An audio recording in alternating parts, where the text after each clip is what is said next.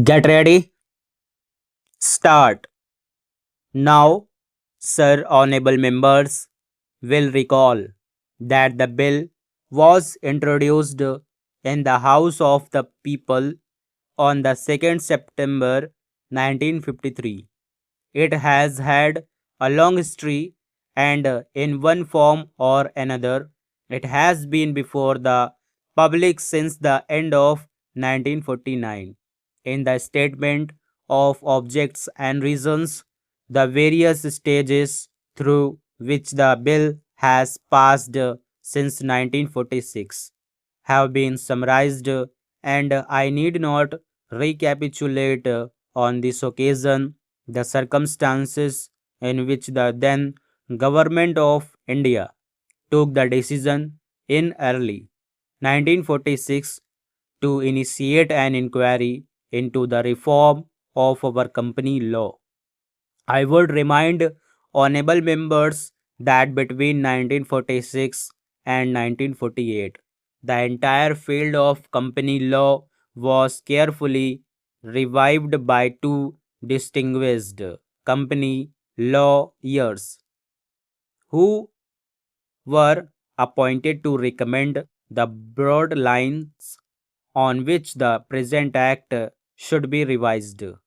Their recommendations were examined in the then Ministry of Commerce, and certain tentative departmental views which emerged were circulated in a comprehensive memorandum to all recognized trade and industrial associations, bar associations, the high courts, and the state governments.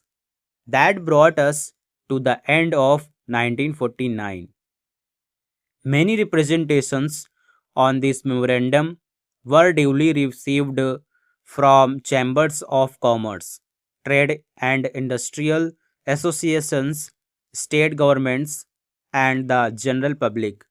At the end of 1950, the government of India appointed a committee under the chairmanship of Sri Baba to go into the entire question of the revision of the Companies Act, with particular reference to its bearing on the development of trade and industry in this country. This committee examined a large number of witnesses in many parts of the country and submitted its report in March 1952. This report again was circulated to all state governments, chambers of commerce, trade associations, high courts, and many other bodies.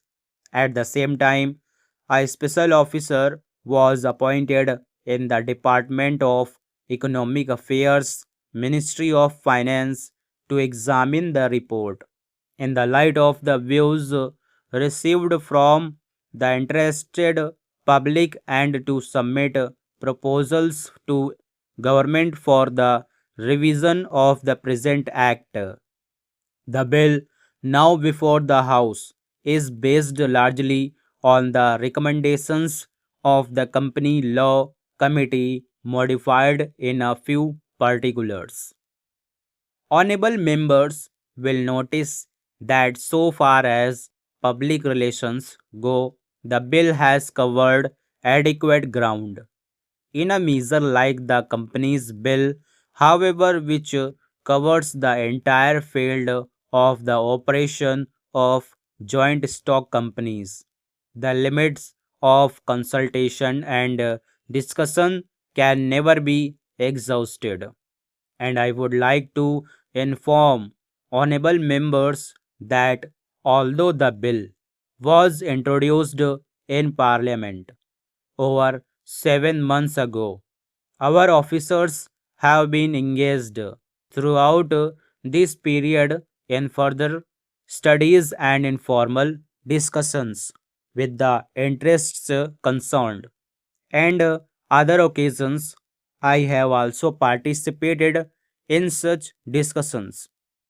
I have also given some further thought to some of the issues arising out of the bill, and I propose at the appropriate stage to bring before the select committee any changes in the provisions of the bill which seem to me to be worthy of consideration.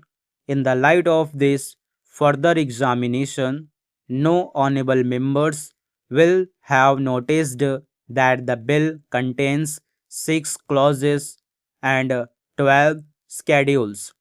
I think it is probably one of the longest legislative measures in the legislative history, but its size might be regarded as misleading unless I make a few comments. The bill is both, one must remember, a consolidating and amending measure as mentioned in the statement of objects and reasons. This is the first opportunity which has occurred since 1923 for the consolidation of the Companies Act. Advantage has been taken of this opportunity to redraft several long and complicated sections in the present act, which have been split up into a large number of clauses.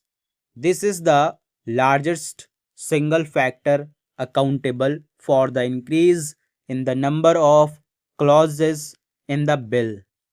New clauses embodying substantial changes in the present law would hardly constitute more than a small fraction of the bill.